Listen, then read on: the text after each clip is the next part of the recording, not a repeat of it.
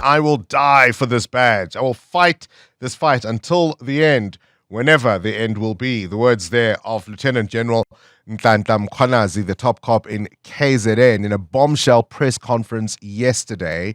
He's now officially opened a criminal investigation into the Minister of Police. And he says the minister is working with criminal syndicates and corrupt politicians to squash investigations into political killings in KZN. He took no prisoners yesterday, Mkwanazi, pointing to a network that he says includes the police, politicians, correctional services, and even the judiciary. He says there are judges who are in the pockets of cartels and business people. And it's not just Mkhunu he names. He's also fingered the Deputy National Commissioner on Crime Detection, Lieutenant General Shadrack Sibiya. Just last week, you may remember, we spoke to the forensic investigator Paul O'Sullivan about allegations facing other senior law enforcement officers, including our top cop general, Fani Masemula. It really doesn't get more murky nor less frightening. So we've brought Paul O'Sullivan back, but we're also joined by the head of Justice and Violence Prevention at the Institute for Security Studies. This is Gareth Newham. Gareth, I'll let you go first. No doubt you would have been glued to your television screen yesterday afternoon. What was your response? Well, it is really shocking and deeply disappointing because, first of all, the Minister of Police has been a breath of fresh air since he took his post up last year and has driven a number of interesting initiatives to try and get to grips with some of the systemic problems facing the South African Police Service. So this is pretty much the first time since we formed the South African Police Service back in 1995, and there was a transformation process up until around 2000, that you've had a minister who seems to really have a willingness to try and improve policing in South Africa and take it as a long-term initiative, not something that you can do overnight. So he wasn't doing these big sort of flashy Operation Chanellas and not doing anything else. And then, of course, General Mkwanazi is well known. He's been in the police for a long time. I've managed to interact with him many times over the years and have great respect for him. So I think this is, something that really now derails a lot of public confidence that was slowly being built up. And obviously really needs to be the subject of a very detailed inquiry to find out exactly what the evidence is and, what action needs to be taken. And of course, had the government, implemented its own recommendations in the National Development Plan, which came out in 2012, which identified the crisis of top management in the South African Police Service as a key issue that needed to be urgently addressed. If they addressed that issue back in 2012, we wouldn't be here today.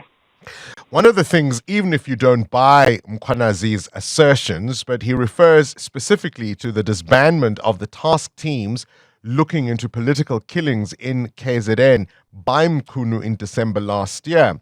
He then says all of those dockets were sent to the office of General Shadrack Sibiya, and he says nothing has been done about some of those cases since then. That's pretty revealing, isn't it?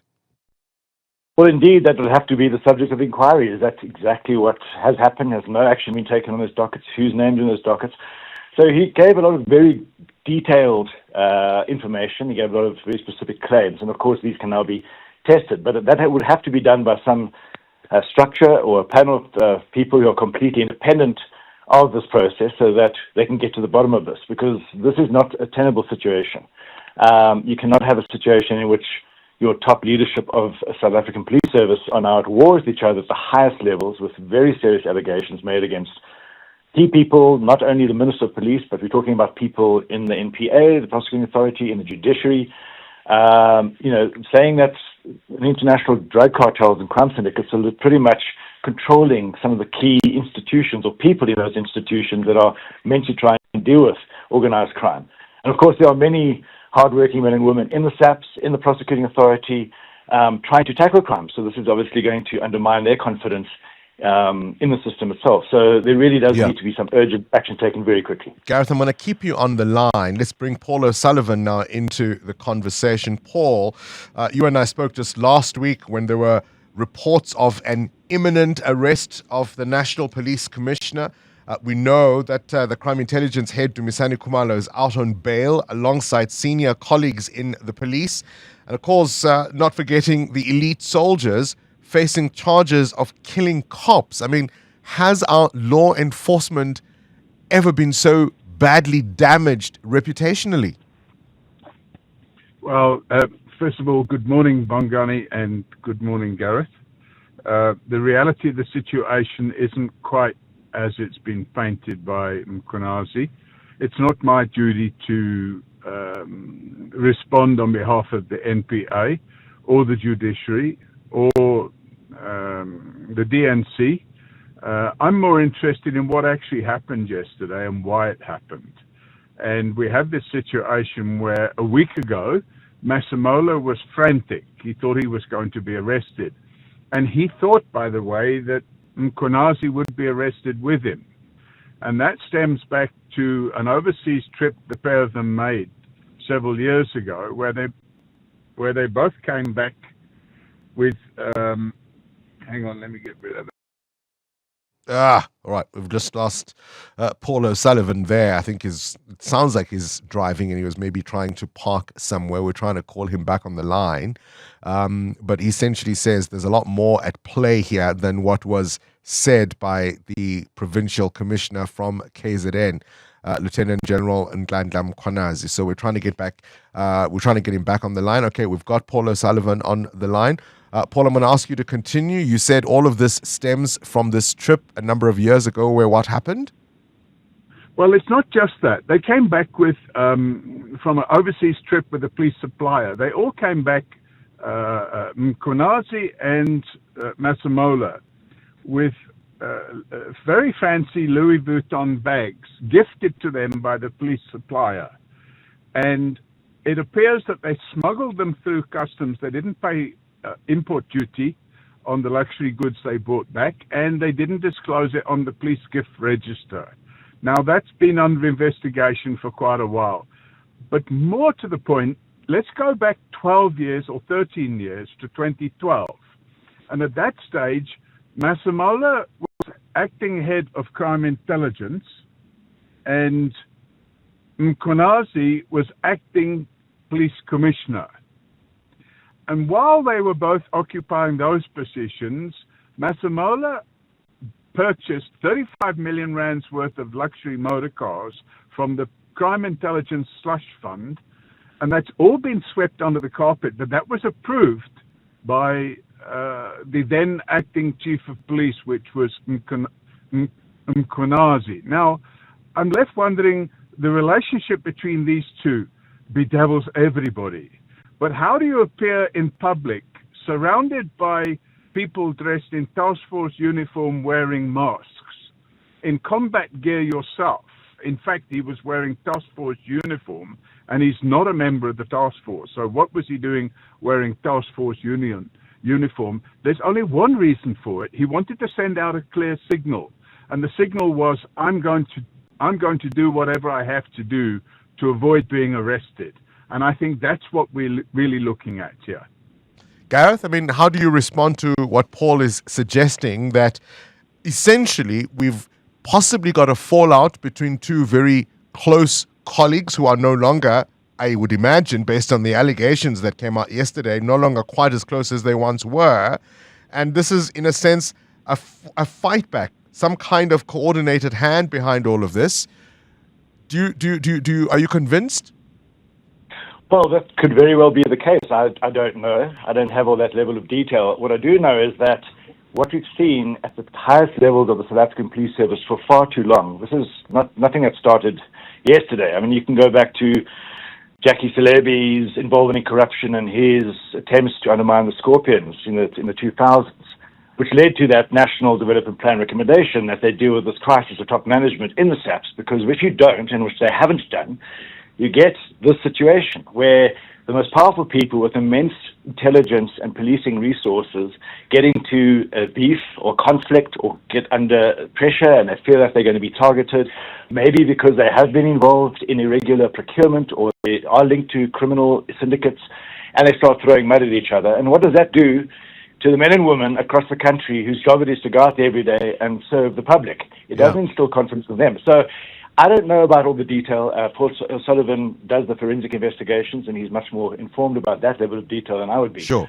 But certainly, this is not good for any of the people involved, and there needs to be some immediate inquiry that's getting to the bottom of this. Paul, could all these things be true at the same time? Well, as I said, I can't speak for the minister. The minister needs to speak for himself. The reality of the situation is some tangible, possible evidence of indirect contact between a criminal and the minister certainly needs to be investigated. And it's impossible for anybody to look at that information and judge it in 5 or 10 minutes. It will require proper investigation. But the reality of the situation is it's what Mkwanazi didn't say at that media briefing, which is more important. And it's also more important the way he dressed himself and the way he had all these cops turned out. To have 10 armed guards, was he expecting the media to attack him or something? And then to have them all there in combat gear with their masks on. How much did that cost the taxpayer? I mean, he had 30 other cops sitting there to witness his action against colleagues and against the judiciary and against the NPA. And I think that when this actually finally blows out in the wash, there's going to be a lot of questions to be answered. All right, Paul O'Sullivan, I appreciate your time. Gareth, you can have the last word on this. How should the president deal with all of this? Well, he immediately needs to ensure that an investigation team that is not compromised of anybody linked to this issue is established, and to start looking into the claims, both made by Mkwanazi and other claims that Paul O'Sullivan has already highlighted, which have been under investigation.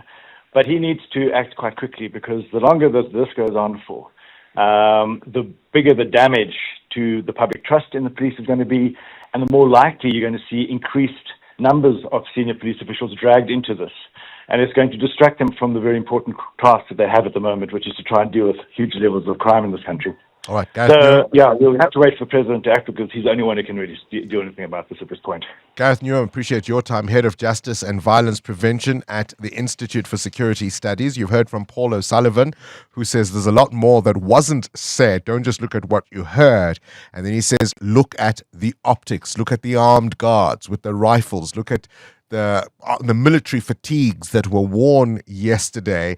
It's as murky as sin, isn't it? Shadrach Sibiya, by the way, spoke to the SABC yesterday and says Mkwanazi's briefing was embarrassing. He says he won't make a public statement to defend his innocence, but will disclose his side of the story in due time. As you might expect, we have been asking for all of these role players, frankly, and their uncles to come on the radio, and thus far, they haven't agreed.